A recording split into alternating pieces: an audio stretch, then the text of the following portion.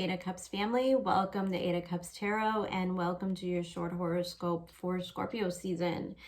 Happy November, guys. It's definitely a very intense month to say the least.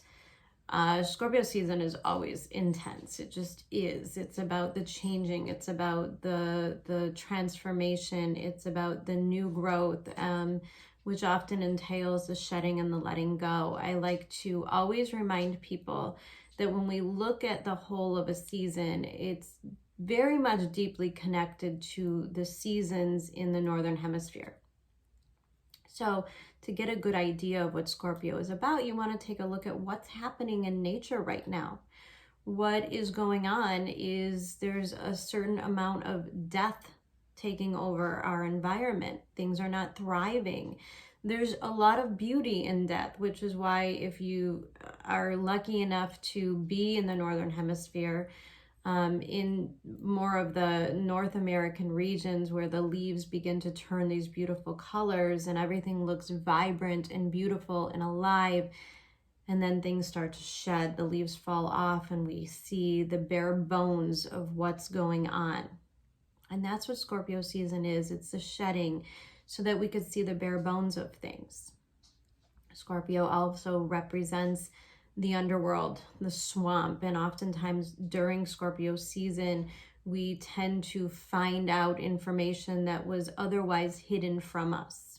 Now, that could be due to a million different things, from external circumstances, other people lying to you, other people manipulating the situations, or it could just be how you manipulate or, disempower yourself in some way. Scorpio represents kind of the investigator, and it also represents, in financial terms, a reconciliation. So it's a great time for assessment. Oftentimes you look at nature, again, going back to this nature, and we tend to see the animals that are getting ready for the winter months, getting ready for their hibernation, making sure they have enough food, making sure that, and this is kind of where we're at mentally as well. We're in the preparation for winter. A lot of us are assessing our finances in certain ways as well. And you'll see this play out absolutely this month as far as the economy goes. There's going to be a lot more questions coming up, and we're going to want to get to the bottom of stuff. Why does this work that way? Why is this happening? What does this mean? You'll probably, I often see, because Scorpio does rule an investigative and journalism kind of thing, you're going to see a lot of news stories come out that could be somewhat shocking, and it could really change the way that you look at things. And I've been telling everybody, I don't care what side you're on of the political game, or if you're just completely sick of it, there's no way we're not affected. And it's probably a good idea to pay attention to what's happening with a healthy amount of detachment. And the Jupiter in Aquarius is going to help us with that. We can't be so attached to outcomes. We know that with Jupiter moving through Aquarius, and we're definitely going to know that when Jupiter starts to move through Pisces, that this is not a time for attachments. It is a time of release and letting go and understanding where we are in the bigger picture of things. The saving grace is we're moving into Sagittarius season, and that's going to be a beautiful, hopeful, regenerative time if we put in the hard work now. So end of October, most of November is going to be really getting to the bottom of our shadow work. This is going to fall in a different part of all of our charts. So for some of us, we're getting to the bottom of where we are financially. What's holding us back? What's stopping us from making these transformations? There's going to be an emphasis on our need for freedom. Obviously, as you could say, things are playing out in the collective as a need for freedom. A lot of people are afraid that their rights are being stripped from them, and that Venus and Sag, and then as Mercury starts to move through Sag and the sun moves through Sag, there's going to be a bigger emphasis on our freedom. And we have to figure out what's holding us back before we figure out how to become free of it, right? We've got to get to the bottom of these stories that we tell ourselves. And the great thing about Scorpio is that it's so deeply psychological. This isn't about like the little stuff. It's about really getting to the bottom of things psychologically.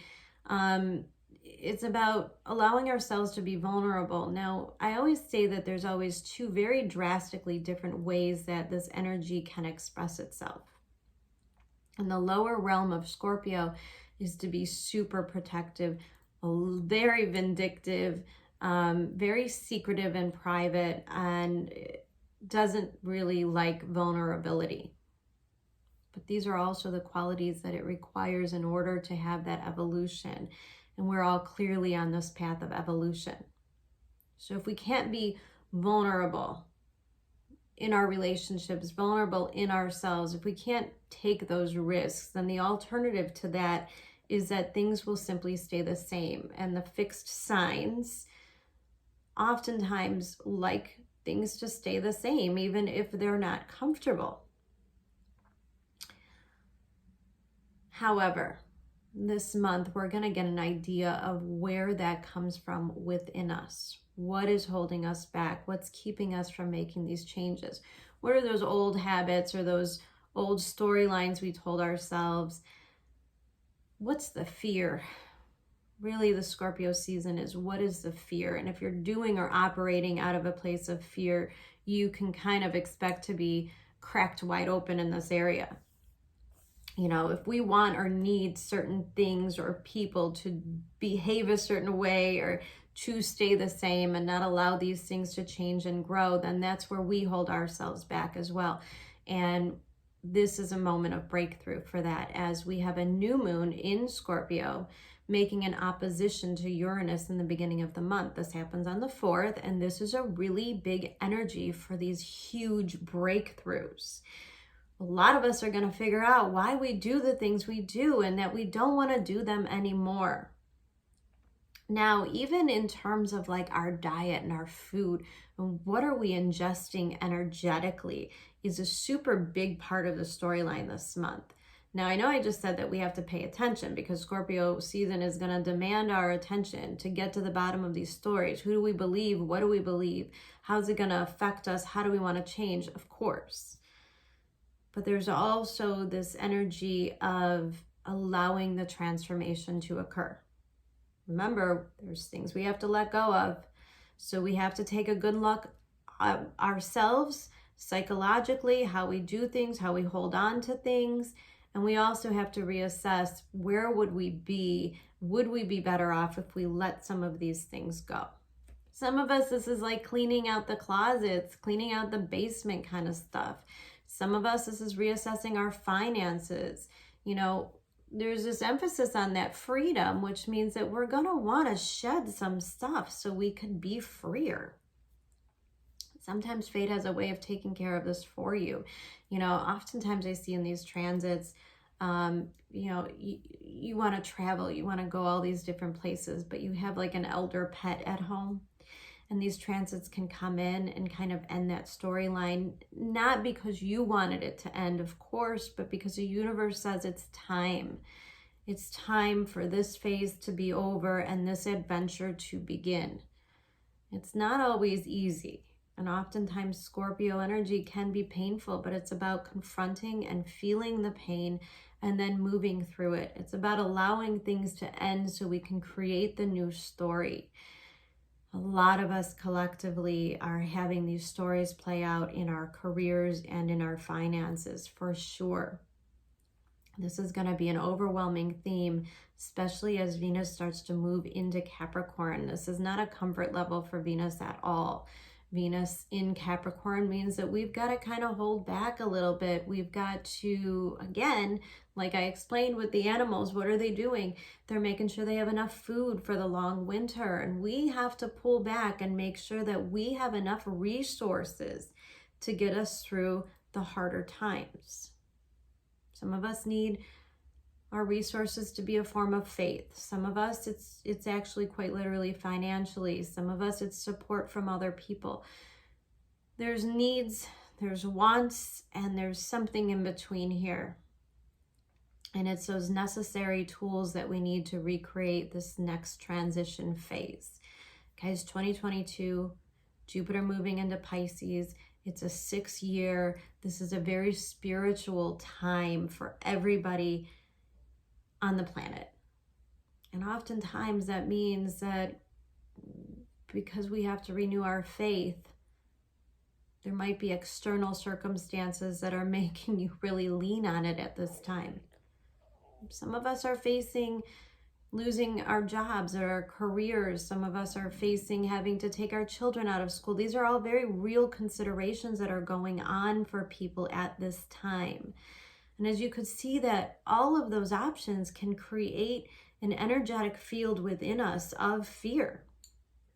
We got to look that fear right in the face and say, well, what's the worst case scenario and how do I prepare for it? What can I do to strengthen my resolve and my faith when things aren't really going my way? And what do these things mean? What do these roadblocks mean? How do we change these things?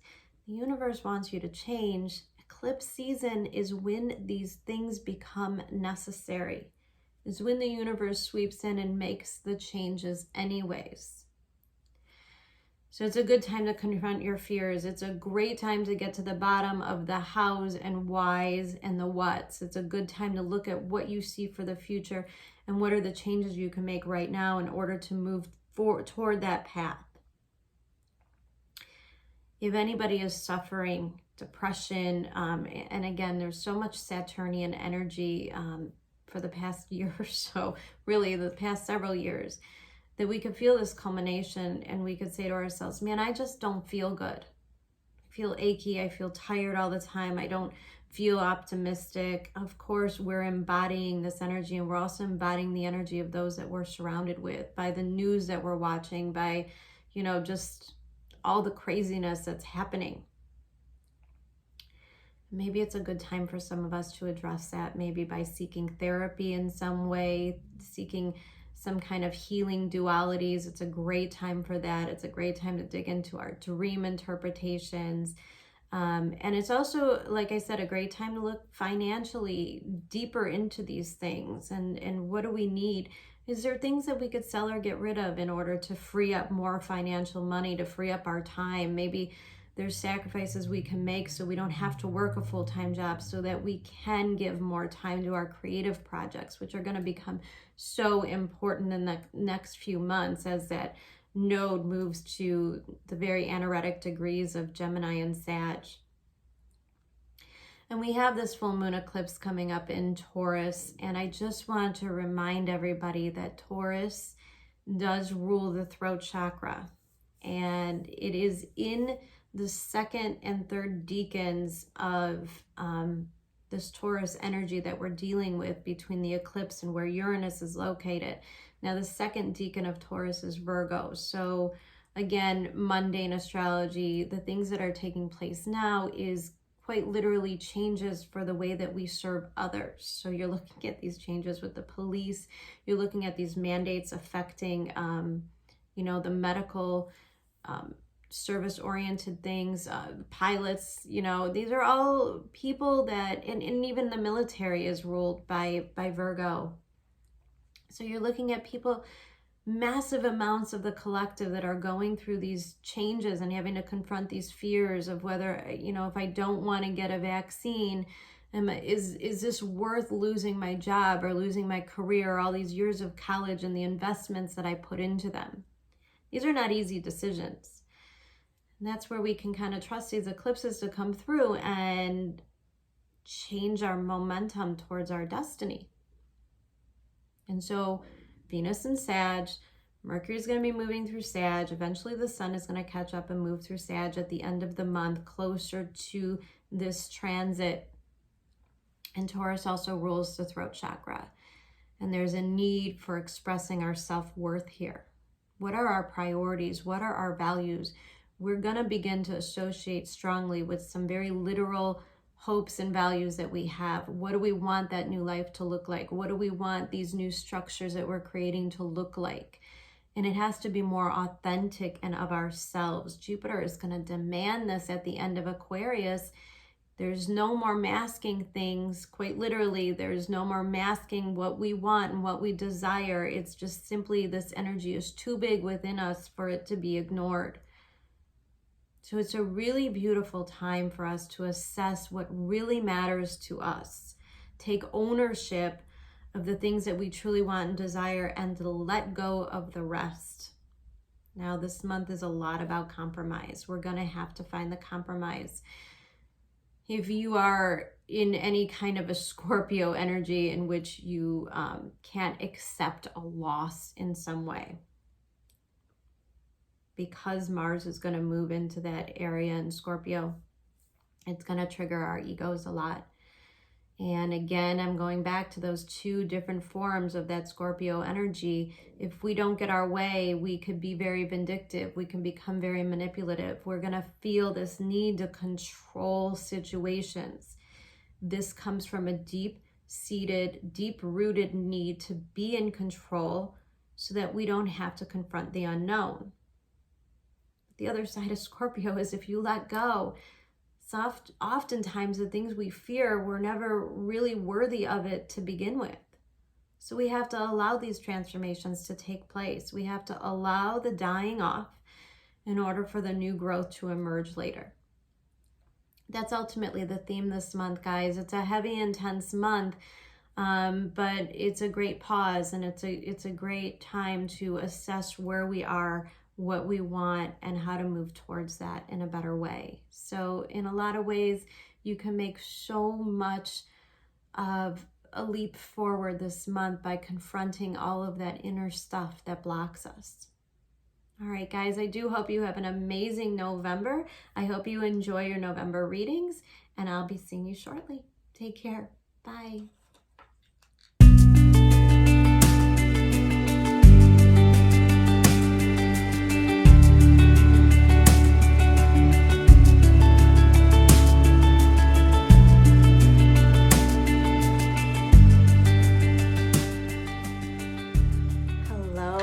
Sagittarius, and welcome to Eight of Cups Tarot. Welcome to your cards for November.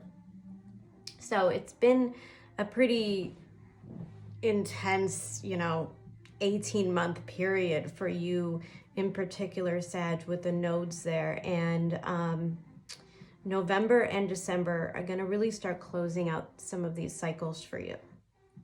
Because we have the nodes moving January and February of next year into Scorpio and Taurus, there's going to be a shift for you. The pressure is going to kind of feel a little bit relieved. Now, that being said, it's still a 12th house, 6th house transit for the next 18 months, and those are not either easy transits either, but they are productive, and the pressure is a little bit less intense than when you are hosting the South Node, because generally speaking, when a sign hosts a South Node, it is a period of time where you are shedding, and the shedding is not easy. Now, I do want to kind of talk for a moment about this shift, because what happens is we have the first initiation of the new node placements with this eclipse that comes mid-month on November 19th. And that is the first eclipse in the sign of Taurus, your 6th house. Now, 6th house being highlighted here in the Hermit card, which is that of the environment. And we're going to talk about that in a second. But then the nodes kind of shift, these eclipses move back for one last eclipse in Sagittarius, your sign, in December. And this month is kind of a preparation of that. However, the cards are also talking to me quite a bit about this Taurus placement. Now, that Taurus 6th house energy is kind of the new energy that's trying to break in. And it's a reminder to you that you will never ever experience the South Node period, the South Node, which you are hosting, which I explain as a period of shedding. It always comes with gifts towards the end. And oftentimes these gifts are where we are meant to recreate from here, right? The South Node will kind of tear things down, remove things that aren't of your best interest. It will put you in a super self-reflective state of like, what do I want from life? Am I truly happy? And it's a moment of surrender. And when and you will and you do surrender to the power of the universe, everything starts to click and make sense. By that, I mean we start relinquishing our relationship to control and trusting what is of and for our greater good. Now, Sag, you are coming through here as this Page of Swords, which is a really powerful card. I can't remember which sign. There's another sign that got it this month. And as I kind of meditated on that energy, I was struck by this feeling of a graduation period, and that's very much what you are going through as these nodes are starting to shift away from you. And I think this final eclipse coming up in December is like your graduation. The universe that says, you've done a fantastic job with releasing and letting go. And so we're going to bring in the next phase or the next leg of your journey. Now, if you are a Sagittarius that is still struggling with the idea of letting go, relinquishing control, allowing things that are no longer meant from you to simply shed from your life, those bad relationships, the shitty jobs, the financial situations you don't want to be in anymore, when you start to let go of controlling the bad stuff, because what happens is we get comfortable in these zones, right? We get comfortable in these comfort zones, even when and if they are miserable. You know that saying, like, better the devil I know than one I don't know, or I'm sure I like completely butchered that, but the idea that we're comfortable in the discomfort is a sign that the universe wants you to change. And this month in particular, with this opposition new moon in Scorpio in the beginning of the month, which is making a direct opposition to Uranus in your 6th house, the change just must simply occur. Now, the environment is that of the Hermit, 6th house stuff. Now, 6th house has a lot to do with how we are in service to others. And sometimes we are negatively in service to others, meaning we could take on a role of being an enabler of bad behavior. We could begin to take on a role of being comfortable in some of these bad habits, right? We could be taken advantage of, or we could even take advantage of ourselves, sell ourselves a little too short, meaning we're just comfortable with the status quo of life and we're not really out there striving to achieve any more for us. Probably because it's exhausting, the thought of doing the work or making the changes when we're somewhat okay with the way that things are. Now I'm looking here and we have this card of the Emperor, which is often an Aries Taurus energy, reflecting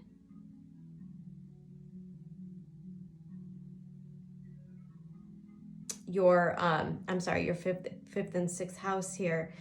And then we have this Queen of Wands in reverse. Now, this is really funny because Gemini, the reading that I did just before you, had this card in this exact position. And normally when I see a Queen of Wands in reverse, sometimes it can display this reactionary tone because we are so exasperated, we're so absorbed by our ego. And I'm seeing a lot of this ego play here. This Aries is very determined and in control of the way that things are going to unfold and in the timing, which is sometimes exhausting because we think that we control the timing of our lives when in all reality, it means absolutely nothing. The things that we want when we want them to occur has very little to do with the universe's time schedule, because the universe kind of has a little more knowledge than us, right? We have the High Priestess at the bottom of the deck, which is telling me that another period of this kind of 12th house transit, where you are reminded that it is better to relinquish that control. What happens is when you try to control things, when you try to make things go your way, when you try to dictate the outcome, when you have these high expectations of how all of this is going to go, oftentimes you're dealt with some ego blows. People are not going to cooperate. Things aren't going to go your way. And the Queen of Wands in reverse can have this really stinging temper tantrum kind of energy coming through. And in the center of the reading, we have this Page of Swords. Hopes and fears is an Ace of Swords. There seems to be something, Sag, that you want to avoid. A truth, most likely.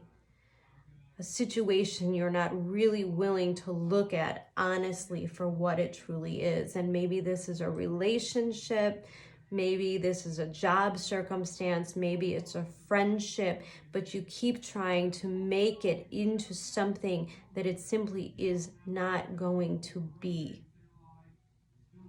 And when we inject our ego, we allow ourselves to get hurt. And then when the truth is exposed, oftentimes it is when we're in a 12th house transit, High Priestess kind of also representing this truth being exposed. And because this Ace of Swords is in your actual fear position, it's like you are almost afraid to look at the truth.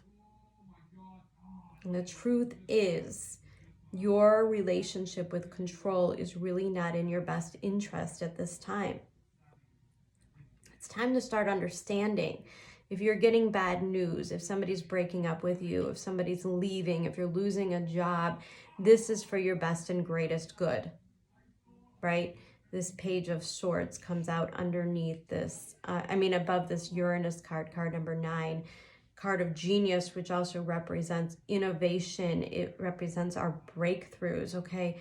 This is a really big deal when Uranus makes these aspects, because these are the areas of our lives that are kind of broken open.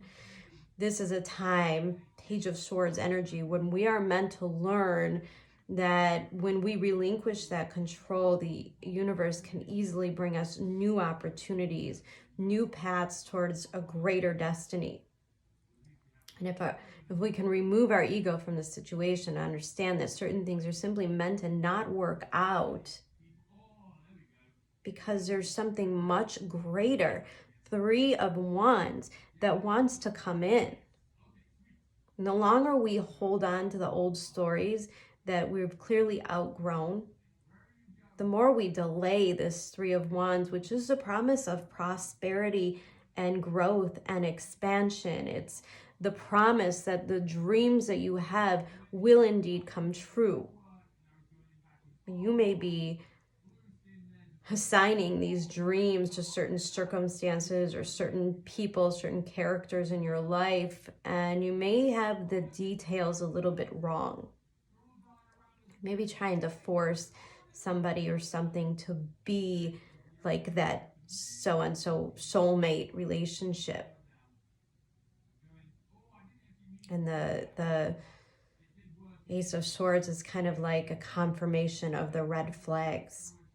A reminder that you are wasting a lot of time and energy trying to make something concrete in your life that was never supposed to be concrete to begin with. And it's assuring me, and believe me, I have a Capricorn ascendant. I've done the whole 12th house nodes thing for quite some time. And I know that when you're in that period of life, some very karmic relationships and circumstances can come in, and you'll want to grasp them full force. It will feel like this is the end all be all thing. And in turn, it's universe saying, here's something that was meant to change you internally, meant to awaken you to different circumstances, to different dreams. And then you are meant to release this thing, which was really, truly only meant to change the trajectory of your path. not meant to stay forever. And we have underneath this Emperor card and the Queen of Wands in reverse, we have this card number 63 breaking down to a 9, which is the card of wind. Simply kind of exasperating the allowance of change in our lives, like allowing the wind to blow through and clear things out. And the more deeply rooted you are in this thing, you know, the wind can feel like a light breeze if you're easy about it. The wind can come through as a tornado if you are full on set in your ways. So you kind of dictate this energy. Now, you may be attracted to somebody, and there could be an element of rejection in some way. There is a reminder here that none of this should ever be and should never, ever, ever be taken personally. Sometimes people get to choose, right? With their free will, they get to choose that this is not the path they want to go on. And sometimes, you know, it's hard to understand that, especially if you're in your ego place of like, yeah, but why wouldn't they want to be with me? Because I could do all of this for them and I could be this positive change. And the truth is some people are not ready and do not want to change. And you have to understand, especially 12th house cycles, when we hit onto these things, if we do not release them, then we allow them to kind of pull us down into those lower realms. And we're in Scorpio season, so you have to be aware of those lower realms. We're sacrificing yourself for somebody that is not up to par with where you want to be, with somebody that isn't going to treat you the way that you deserve, that cannot provide what you deserve, you know, especially in a job circumstance. You know, if we're selling ourselves short in some way, the universe orchestrates this kind of rejection, which temporarily strikes our ego. But if we allow it and we realize that the universe is always on our side, right? We have this card here in the hand. The universe is your partner. Card number 31 breaking down to a 4. When we understand that the universe is always acting in our best interest, we start trusting the universe. We start understanding why certain people and certain things simply were meant to be removed at this time, because our growth is meant to go in a different direction. We start to take that, we start to spend less time in that ego, that place where it's like, oh, that really hurts. You know, I do feel like a pang of hurt that comes from this stored energy. Like the universe is saying, yeah, but you know better. You know better than to sell yourself short. You know this isn't the best circumstances for you. You know you deserve more than this person or this thing can give you. And if you could allow your ego to take the hit for a minute, and then all of this inspirational Uranus, this genius energy that says, perfect, now you are cracked wide open for the breakthrough. Uranus is going to show you, it's going to deliver these things to you, these messages, these internal processes that say, yeah, but maybe I should take a minute, take a beat to look at life and start to understand, what do I truly want? Because it's not about being wanted. Sometimes we enter into these situations, right? Like we get ourselves into these situations. And when we really look deeply at the entire circumstance, it was never about this thing being good for you. It was just about you wanting to be chosen. And you are not going to be chosen in this scenario because it's not what the universe wants from you. It's not what you're asking for anyways. Do you want to be stuck in a bad marriage the rest of your life? Do you want to make that commitment to move in with a man or a woman who's emotionally abusive in some way and then extend the years of suffering? Probably not.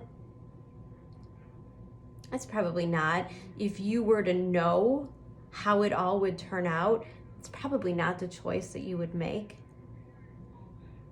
You really have to start questioning your ego.